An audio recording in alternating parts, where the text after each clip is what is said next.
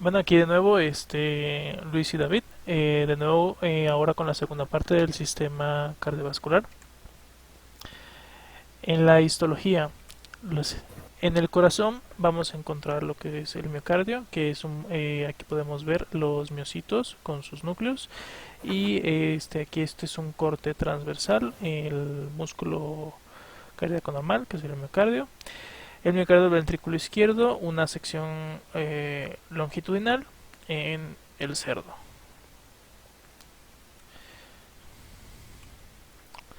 Aquí podemos ver la diferencia entre lo que sería un corte longitudinal y un corte transversal. Aquí podemos ver los miocitos, como vimos en la imagen anterior, de manera alargada.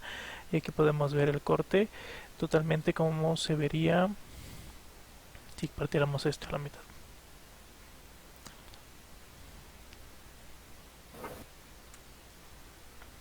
Bueno, aquí tenemos el sistema de conducción cardíaca. Esto es eso es en un potro. En el primer recuadro, en la parte superior izquierda, vamos a tener lo que es el centro del nódulo sinoauricular, que contiene a través de que contiene las células del miocardio. Ahí podemos ver el corte del miocardio, toda la parte rosita es células miocardíacas, la parte gruesa. Donde está el número 2 es una arteria nodal. Después tenemos en la siguiente imagen, vamos a tener la imagen de abajo, perdón, en donde está el A1. Vamos a tener un mayor aumento, se van a mostrar las miofibrinas orientadas al azar. Estas están incrustadas en un abundante tejido conectivo elástico y colágeno que está suelto. En la siguiente, que es el A2, va a haber otro aumento, donde se ven igual las microfibrinas nodales, que tienen bordes celulares discretos, una cantidad moderada de sarcoplasmas y un núcleo alargado. En la que sigue, que es la B1, vamos a tener que es un nódulo de una cabra. En este mayor se van a mostrar las miofibrillas nodales.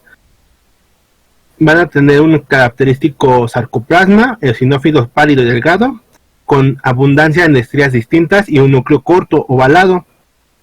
A lo largo de una cromatina dispersa, un nervio mielinizado autónomo que está presente en el nódulo, que es el que está marcado con la flechita negra. Este es presente en el nódulo. En la parte de arriba donde de esa imagen vamos a tener que es un aumento de las microfibrinas nodales que tienen bordes celulares discretos, una cantidad moderada de sarcoplasma y ondulado y un núcleo alargado. Las primeras dos imágenes de arriba son de potro y las imágenes de abajo son de cabra. La siguiente imagen de abajo, que dice que es la imagen inferior de derecha, vamos a tener un mayor aumento que se muestra la microfibrinas del haz de His con pseudocítico. Va a tener un sarcoplasma eosinófilo pálido, moderado, con grandes estrías y núcleos grandes. Y la imagen de arriba vamos a tener que es el paquete atrioventricular de una cabra, en donde se va a mostrar que viaja como en diagonal a través del centro de la figura, desde los márgenes inferiores izquierdos y superior derecho. Está formado por pseudocintritio, entretejido de miofibrinas cardíacas. El número 2 es el tejido adiposo, donde está la zona blanca. Y el número 3 es tejido cartilaginoso cardíaco. Aquí podemos ver dos cortes en los cuales podemos apreciar tanto el endocardio como el epicardio.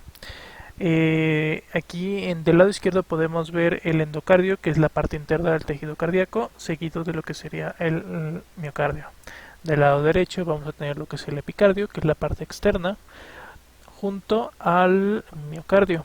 Aquí ya no se alcanza a ver, pero sería de esta parte superior, seguiría lo que sería el pericardio.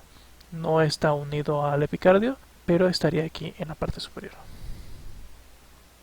Aquí vamos a tener lo que es un corte histológico de las células de Purkinje. Tenemos pues, un corte longitudinal y transversal del ventrículo izquierdo de una cabra. En la imagen grande vamos a tener que el número 12 es la célula de Purkinje en un corte longitudinal. El número 5 son miofibrinas. Y el número 13 va a ser la célula de Purkinje, pero de un corte transversal. En la otra imagen podemos tener con menos aumento de cómo se ven las células de Purkinje y cómo se distribuyen a través de lo que es el miocardio, y cómo se pueden ver, se ven como ramificadas, y se puede distinguir el núcleo de las mismas células.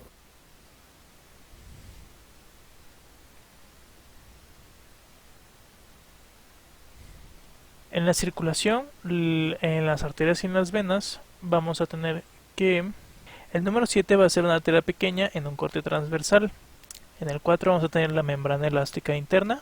En el 9 vamos a tener la glándula sudorípara. En el 11 vamos a tener la túnica media. Y en el 8 vamos a tener una vena pequeña de corte transversal. Aquí podemos ver que la vena tiene una forma diferente a lo que por lo general se está acostumbrado. Y el 10 sería la túnica adventina, que recubre el recubrimiento externo de la arteria. Bueno, aquí tenemos el corte histológico de una vena cava, que es una vena cava de corte transversal de un perro. Este corte corresponde a un segmento cercano al corazón. Entonces tenemos que el número 9 va a ser la túnica media. Las que están marcadas con número 1, que no tienen tinción, pues es tejido adiposito, grasa. El número 8 es hacer la túnica íntima. El 2 pues es músculo cardíaco. Y el número 10 va a ser un vasorum. Aquí podemos ver los capilares junto a tejido muscular. Tenemos que en el 2 tenemos un capilar de corte longitudinal, en el 3 tenemos un capilar de corte transversal, en el 4 una célula endotelial y su núcleo, y en el 10 vamos a tener una célula muscular esquelética en un corte transversal.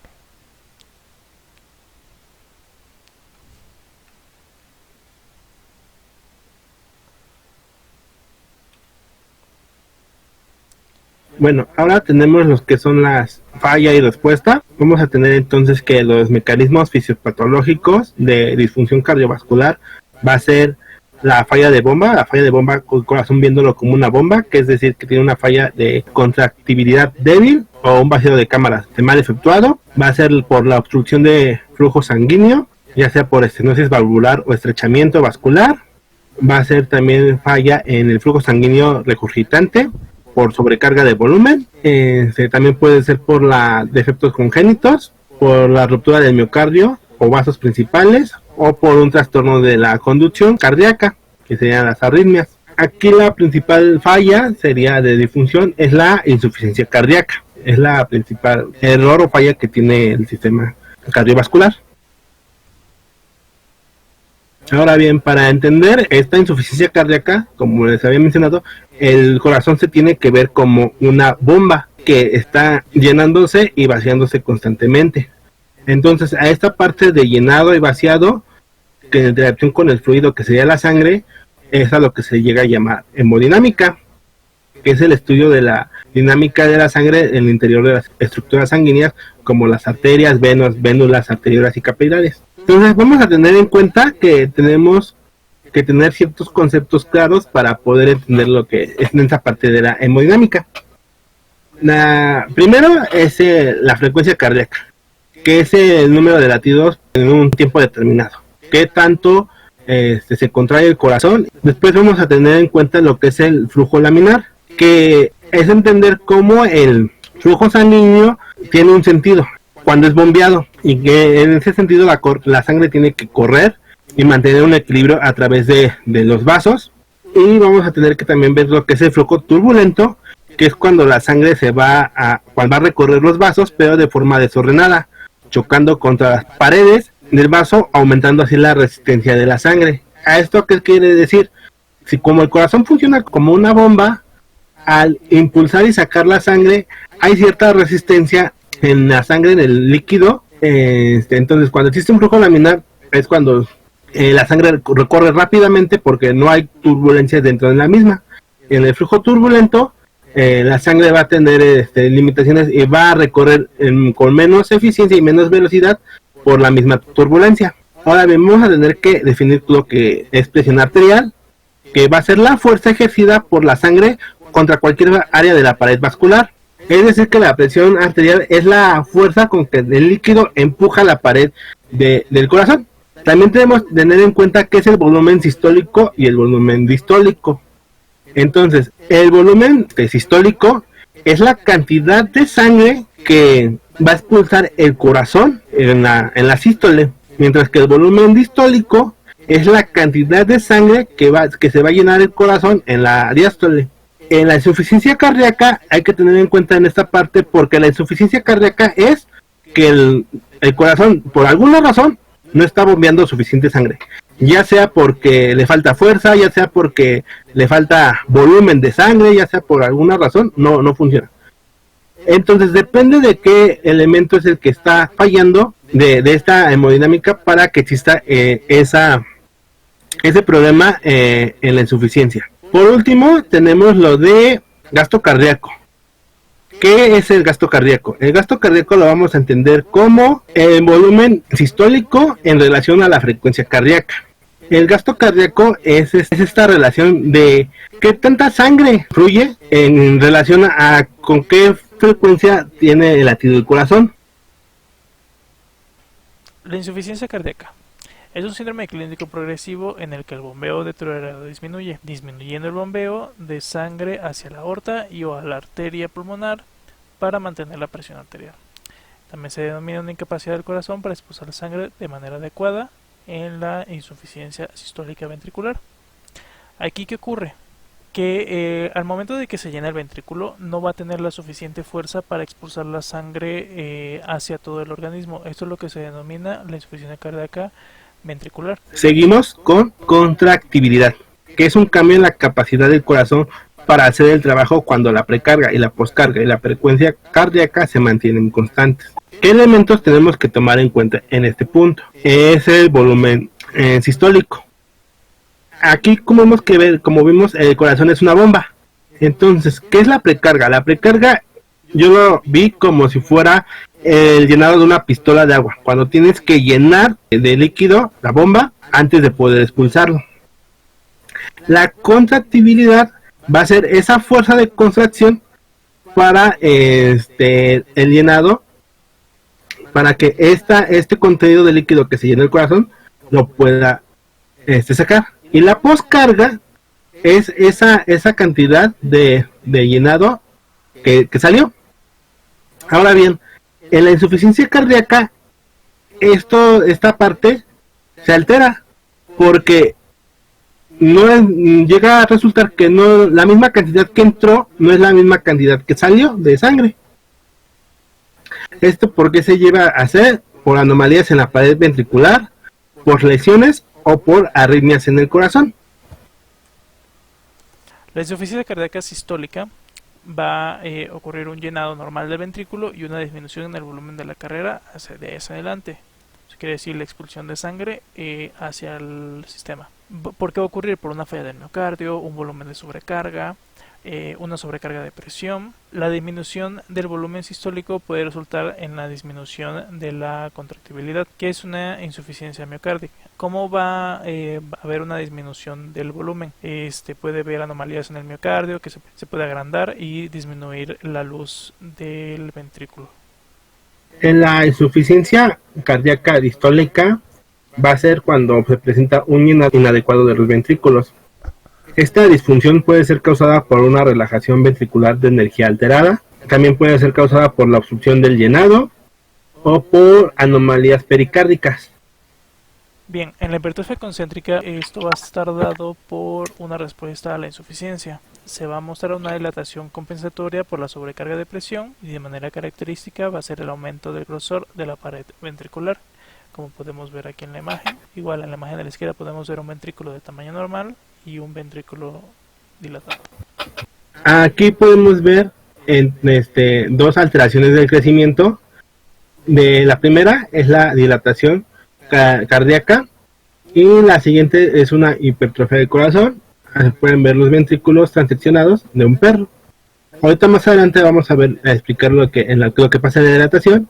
En la hipertrofia podemos ver el engrosamiento para compensar la sobrecarga de presión, que es la hipertrofia excéntrica. Es como les mencionaba, es para una alteración del crecimiento para compensar la insuficiencia que tiene el corazón en el mover de sangre.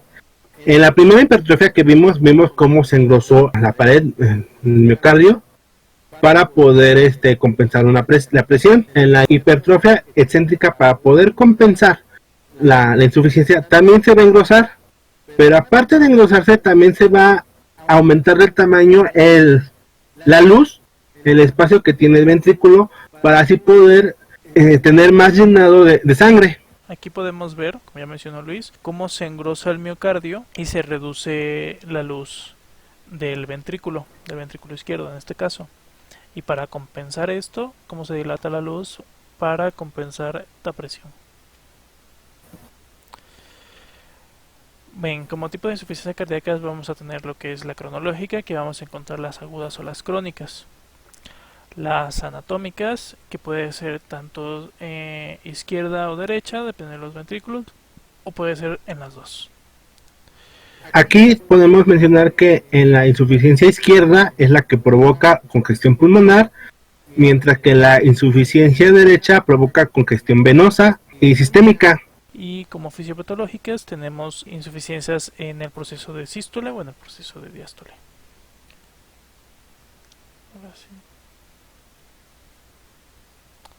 Ahora tenemos cuáles son los mecanismos compensatorios para cuando haya insuficiencia. Principalmente vamos a tener que es la activación crónica de los mecanismos neuroendocrinos para restaurar y mantener la presión arterial.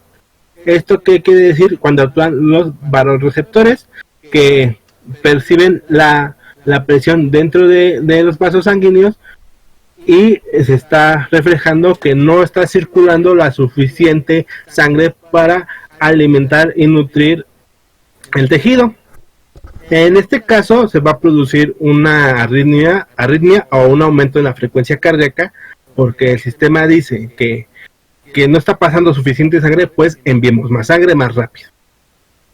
Otro mecanismo compensatorio del sistema cardiovascular permite que la compresión venosa aumente y distribuya el gasto cardíaco, manteniendo el flujo sanguíneo principalmente en los órganos esenciales.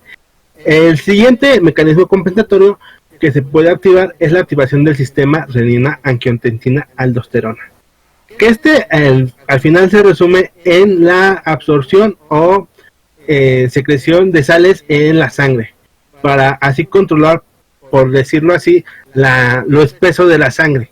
Si bien un mecanismo compensatorio es que la sangre está fluyendo, si la sangre es más diluida, por así decirlo, puede fluir más rápido, con mayor velocidad, a cuando la sangre sería espesa. Como otro mecanismo vamos a tener el síncope cardíaco, el cual va a ser un colapso, una pérdida de conciencia y cambios extremos en la frecuencia cardíaca. El factor que desencadena el síncope vasovagal hace que la frecuencia cardíaca y la presión arterial disminuya abruptamente. En la tabla de la derecha podemos ver los diferentes tipos de síncope: neurocardiogénico, de origen cardíaco, neurológico, psicógeno y metabólico.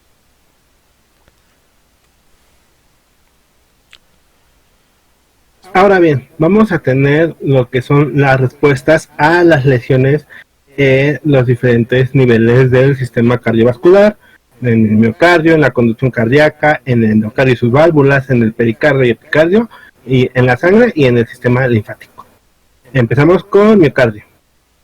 Tenemos que en todas las respuestas van a repetir 4 elementos principales, que son alteraciones de circulación, perturbaciones de crecimiento, degeneración celular e inflamación.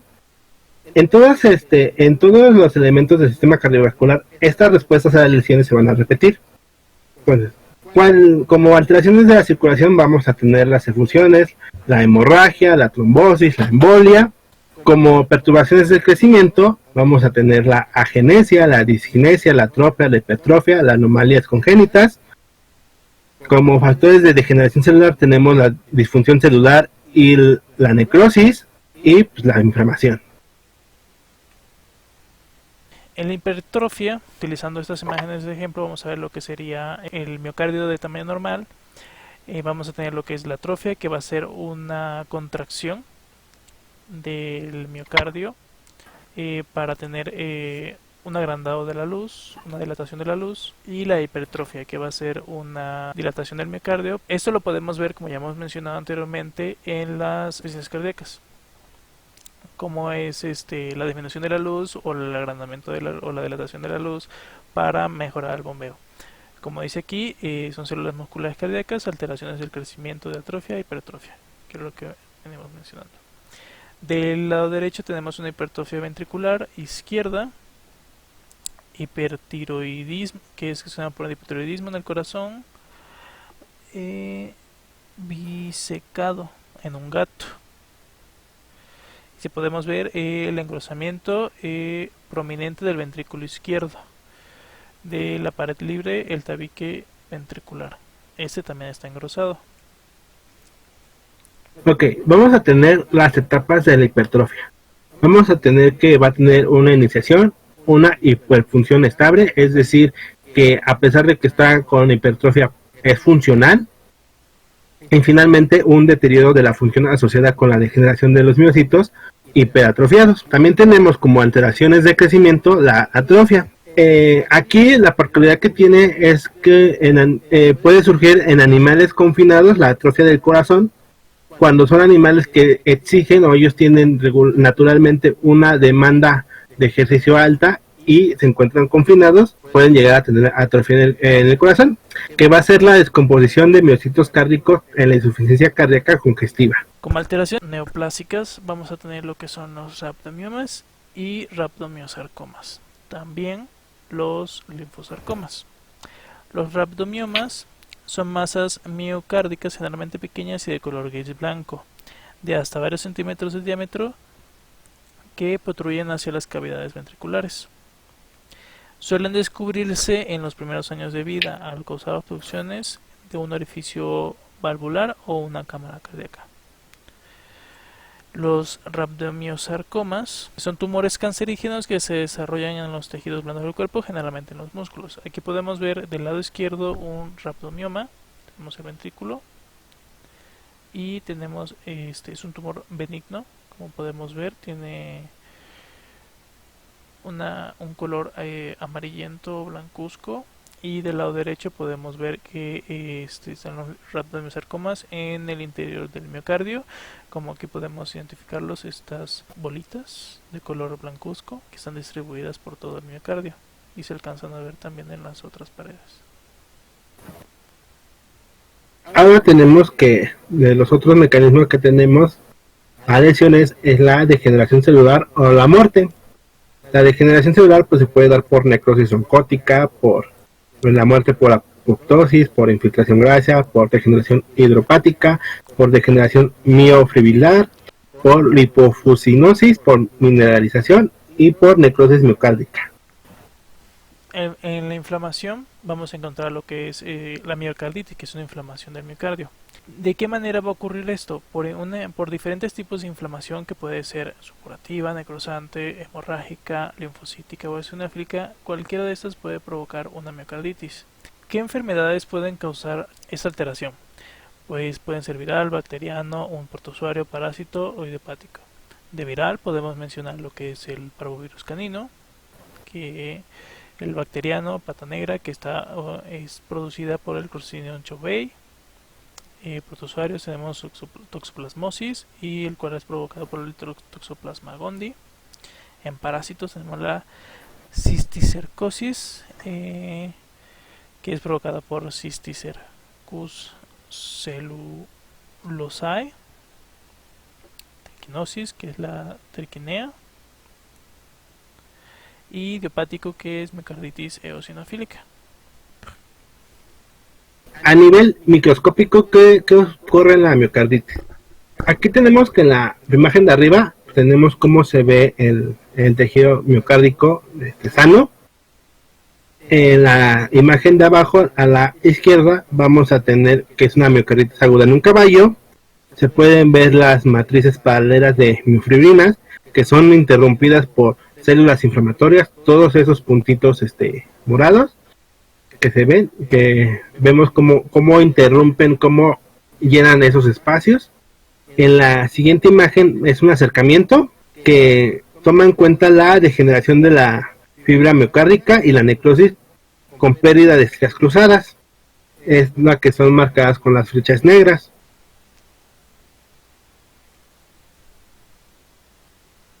Tenemos respuestas en conducción cardíaca. Como mencionamos, el corazón tiene una estructura donde se produce y se transmite el estímulo eléctrico que permite la contracción del corazón. Pero esta estructura también puede llegar a tener lesiones y degeneración celular, inflamación o fibrosis. Esto puede dar un bloqueo cardíaco. ¿Qué significa? Que una lesión en esta estructura provoca arritmias, soplos, síncopes, jadeos, una insuficiencia en el sentido de que el corazón no tiene su ciclo de sístole y diástole de manera correcta.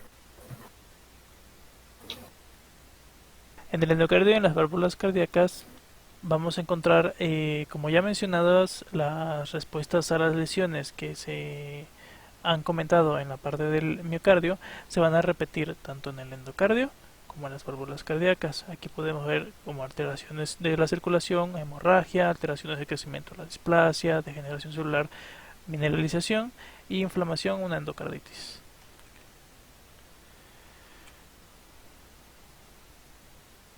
Las respuestas a lesiones del pericardio y el epicardio, pues como mencionó David, se repiten las respuestas que produce el miocardio y del endocardio, también se llegan a repetir. Entonces vamos a tener alteraciones de la circulación, alteraciones de crecimiento, degeneración celular e inflamación. En las alteraciones de circulación pues tenemos hemorragias, efusiones. Aquí vamos a tener lo que es el hemopericardio y el hidropericardio, que más adelante también vamos a mostrar las imágenes.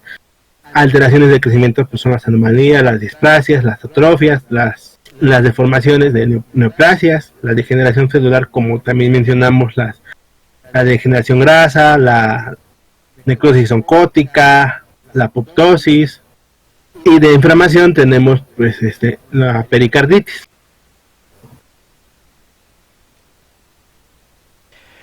En lo que sería sangre y sistemas vasculares linfáticos tenemos interacciones complejas entre los elementos celulares y no celulares en la pared del vaso. Estas reacciones son en las células endoteliales y en las células del músculo liso.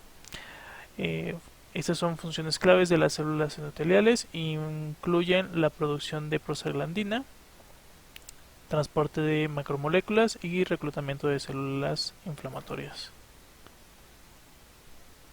Como bien lo mencionamos, pues las respuestas igual van a tener alteraciones en la circulación. En este caso, pues la hemorragia, que como vimos es más frecuente en el epicardio, en el endocardio y en el miocardio. También va a haber efusiones en los vasos sanguíneos, va a haber alteraciones en los vasos sanguíneos de crecimiento, va a haber como anomalías de deformación y displasia o hipertrofia. Aquí tenemos en la primera imagen una hipertrofia medial de un pulmón, donde se señala de un gato, donde se ve la proliferación de células musculares lisas, no las que se señalan con las flechas. Este es el resultado de un engrosamiento de la túnica media. Como podemos ver también, al engrosarse la túnica media, lo que es la luz se va a disminuir. En la siguiente imagen vamos a tener lo que es una hemorragia epicárdica, donde se van a mostrar petequias y equimosis, esto producido por endotoxemia en el corazón de una vaca. En la inflamación vamos a tener lo que son arteritis, que es una inflamación de las arterias, vasculitis, que sería una inflamación general de todos los vasos sanguíneos del sistema, y la linfagitis, que sería una inflamación en los ganglios linfáticos. ¿Cómo pueden ocurrir este tipo de cosas, este tipo de alteraciones? Pues bueno, la vasculitis, que será la inflamación de los vasos, como tenemos una inflamación del epitelio, una compresión debido a una inflamación de los linfáticos, una trombosis, una embolia provocada por un trombo que haya salido desprendido, espasmos, aneurisma y arterioma. Algunas enfermedades que causan la arteritis en animales, estas pueden ser provocadas por algo viral, un factor bacteriano, un factor micótico, parasitario o un medio inmunitario, que sería enfermedades de tipo autoinmune. Entonces, vimos, como mencionó David, las principales arteriopatías. Aquí pues vamos a ver el ejemplo que es la trombosis, que es formado por la alteración de recuperación de una lesión por exceso de fibrina. Entonces, este tipo de trombosis puede provocar un infarto en el miocardio o una insuficiencia cardíaca. En la primera imagen tenemos un infarto en el miocardio, en el ventrículo izquierdo y derecho del corazón de un perro. Se nota que la área señalada con las flechas es un área más pálida.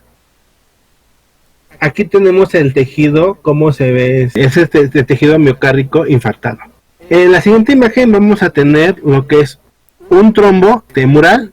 Si logran ver las flechas, todo eso es el trombo. Es en la vena yugular de un perro. Este trombo probablemente ocurrió en el sitio por venopunción o por una flebitis posterior. Como podemos ver, el trombo llega a obstruir toda la luz de la vena yugular del perro.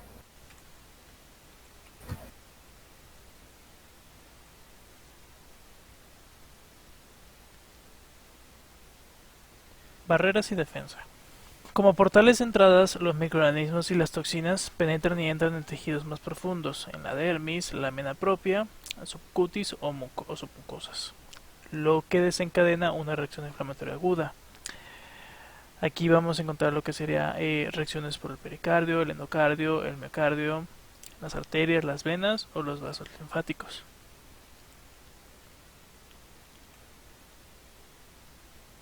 Entonces, ¿cómo son las vías de entradas o portales de entradas en el sistema cardiovascular?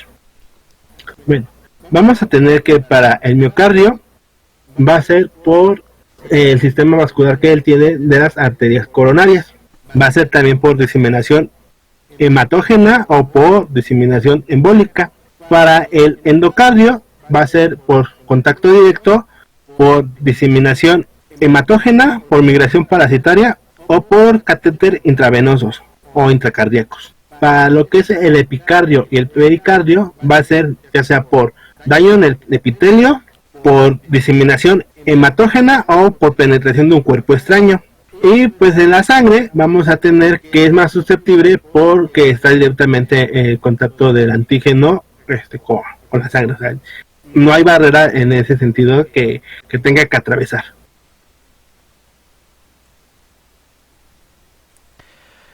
Como mecanismos de defensa vamos a tener el flujo de sangre constante para que se mantenga mayor sangre durante la circulación del organismo, del sistema. La respuesta innata va a ser la respuesta principal, en la cual, por ejemplo, vamos a tener la inflamación, la fagocitosis, que es la que podemos ver aquí en la imagen. Va a ser los fagocitos comiéndose los microorganismos. La respuesta adaptativa va a ser protagonizada por células que reconocen y responden al antígeno con receptores antígeno específicos codificados por genes que han sufrido un proceso de recombinación somática. Y la respuesta humoral, que va a ser la respuesta específica del sistema inmune, en la que interviene el reconocimiento de antígenos y la producción de anticuerpos.